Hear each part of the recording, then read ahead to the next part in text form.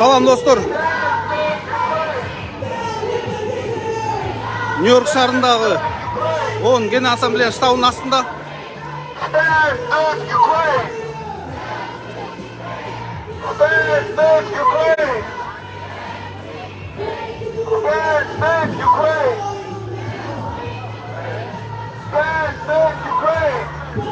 бул жакта дүйнөнүн баардык булуң бурчунан ошол адам укуктарына баардык өлкөдөн саясий куугунтуктарга каршы бул жакта Украинадагы согушка каршы болгон митингчилер бар.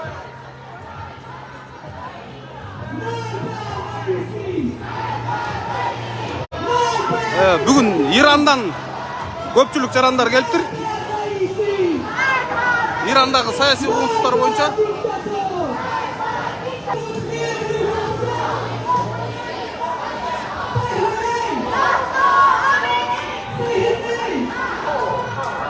достор, бир маанилүү нерсе менен бөлүшүп кетейин сиздер менен. Бүгүнкү митинг менен токтобойбуз. Биз баймой митингге чыгып турууну пландадык.